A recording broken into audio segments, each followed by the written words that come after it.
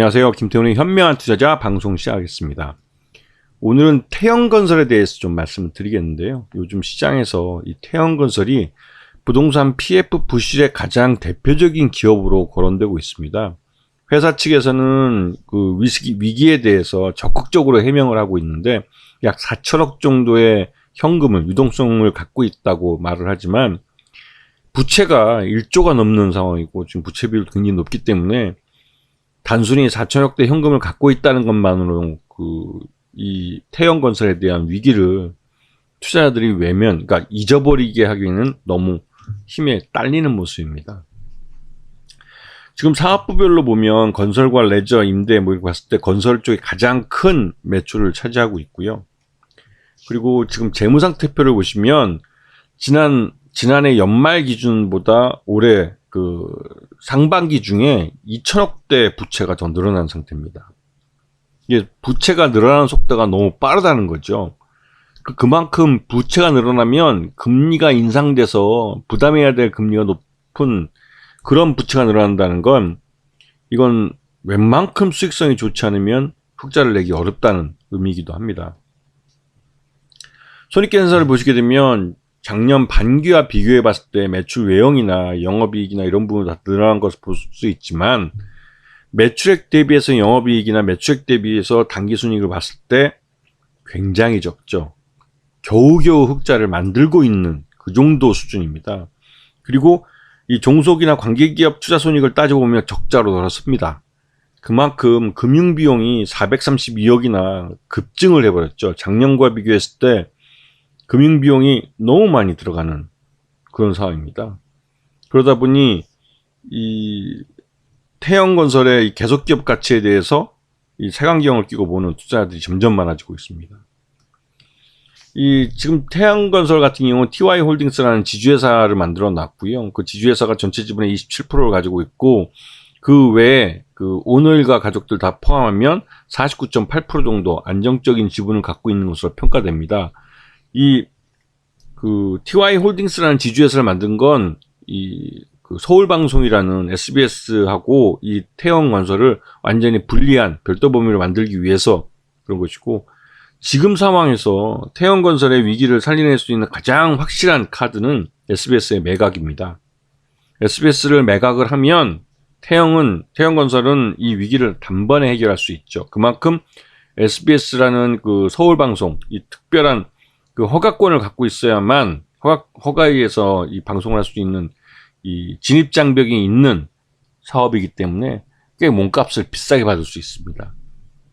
태영건설은 서울방송을 매각하면 말 그대로 위기가 하루아침에 사라지는, 하지만 서울방송을 지금 태영건설이 위기에 있다는 소문이 돌고 있을 때 팔게 되면 몸값이 떨어지게 되죠. 그래서 이러지도 저러지도 못하고 있는 상황입니다. 지금 그 태영건설이 말 그대로 이제 이 건설업계에서 갖고 있는 위상이 있기 때문에 쉽게 무너지진 않겠지만, 그래도 이런 소문이 계속 돌면 실제로 태영건설은 신규 자금을 시장에서 조달하기가 점점 더 어려워지죠. 이번에도 성수 TSPFV라는 이 프로젝트 파이낸싱을 하기 위한 페이퍼 컴퍼니의 400억의 사업 자금을 직접 태영건설에서 빌려줬습니다. 그만큼 이 부동산 개발을 하는 사업 자회사들이 자기 신용으로는 돈을 못 구하고 있는 상태이기 때문에 태영건설에 빨대를 꽂고 먹고 살면서 겨우겨우 근근히 버티고 있는 상태죠. 그러면 이러한 부실하기보다는 하여튼 사업 자회사들을 이 태영건설이 혼자서 자금을 조달해서 메꿔줘야 되기 때문에 굉장히 어려운 상황이 벌어졌죠. 그리고 단기 차입금을 얼마 전에 지금 1,900억이나 다시 또 늘렸습니다. 이렇게 되면 단기 차입금, 금융기관 차입이 2,500억에서 4,419억으로 급증하게 되는 거죠. 그만큼 이자를 더 부담을 해야 되는 겁니다. 굉장히 좀 힘들게 됐죠. 태영건설이 계속 장사를 해도 흑자를 내기 어렵다는 그런 리스크가 커진 겁니다. 당연히 주가는 빠질 수밖에 없죠. 태영건설의 그 PF 우발채무 만기 구조를 보게 되면 이게 그 2023년 4분기까지 근근히 잘 버티면 그나마도 전반기에 있던 것보다는 좀 줄일 수 있는 여지는 있습니다. 근데 이게 계속 그 부채에 대한 이자가 늘고 있기 때문에 쉽지는 않은 거죠. 자산을 파는 것도 만만치 않은 상태고.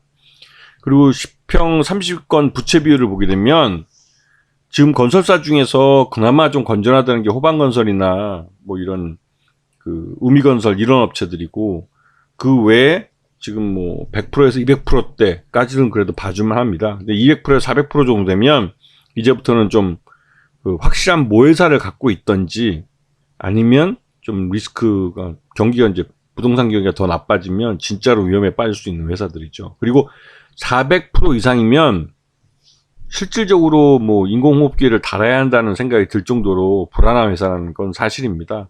예전에 두산건설 같은 경우는 두산건설이 그러니까 대규모로 미분양이 발생하면서 조 단위로 이제 발생했죠. 그러면서 두산건설은 두산그룹 전체를 워크아웃에 들어가게 만든 주범이기도 했습니다. 그만큼 이 부동산 PF 부실이 갖고 있는 그 폭탄, 그러니까 이 시한폭탄 같은 위험은 굉장히 큰 거죠. 두산건설 때문에 두산그룹이 전체가 워크아웃 들어갈 정도였으니까요. 태영건설도 지금 현재 그 이자 보상 배율이 0.6인 가까이 떨어진 걸로 알고 있는데요. 그러다 보니 자기가 사업을 해서 벌어들인 수익으로 이자도 못 갚는 상황이 돼버렸죠. 그만큼 태영건설이 굉장히 어려운 때입니다.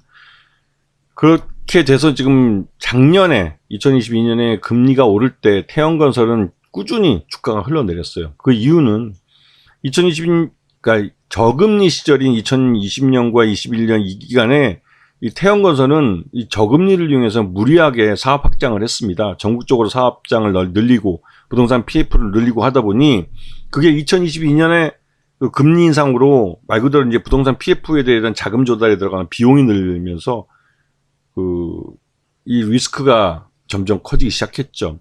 수익성은 이미 고사하고 배당은 뭐 남 얘기가 돼버린 상태고, 그러면 당연히 주주들이 주식을 던져버리죠. 그래서 1년 내내 주가가 뭐 흘러내렸습니다. 그래서 지난번 그 2021년 5월 10일 날 최고가 14,250원을 찍었고, 그 이후로 주가가 흘러내려서 지난번 7월 26일 날 3,350원 최저점을 찍었는데요. 이런 지금 불안감이 계속되면 태영건설은 추가적인 신저가를 기록할 가능성이 큽니다. 주가가 많이 흘러내렸다고 해도 그 리스크에 대해서 이제 시장에서 모두 알려져 버렸기 때문에 그 리스크에 대한 이 태영건설이 어떠한 대응책을 갖고 올 건지. 근데 이 태영건설은 확실한 카드는 갖고 있어요. 앞에서 말씀드렸지만 SBS라는 이 서울방송을 매각하는 카드를 드러내면 태영건설은 금호산업처럼 살 수 있습니다. 금호산업도 아시아나항공을 매각을 했기 때문에 살아남은 거죠. 태영건설이 근데 서울방송을 매각하는 것, SBS를 매각하는 게 그렇게 쉽지 않은 문제이기 때문에 이게 어떻게 될지 모르겠습니다. 그런데 하지만 윤석열 정부에서 지금 언론 장악을 좀 시도하고 있기 때문에 이 태영건설의 매각은 그 윤석열 정부에서 참여하고 싶은, 그러니까 간섭하고 싶은 아주 메리트 있는 사안이 되겠죠. 그래서 이 태영건설이 과연 이 위기를 타개하기 위해서 서울방송을 매각할지가 최근 들어서 시장에서는 주요한 관전거리가 되고 있습니다. 그래서 이 리스크에 대해서 혹시라도 모르신 분이 있을까봐 주가가 많이 흘러내려서 뭐 싸 보이는데, 태영건설 하면 서울방송의 최대 주주인데 주가가 이렇게 싼가 하고 그 싼 맛에 한번 사볼까 하시는 분들한테 이러한 리스크를 알고 뭐 투자 여부를 결정하시라고 말씀을 드리는 겁니다. 아시겠죠? 자, 오늘 방송 여기서 마치겠습니다. 감사합니다.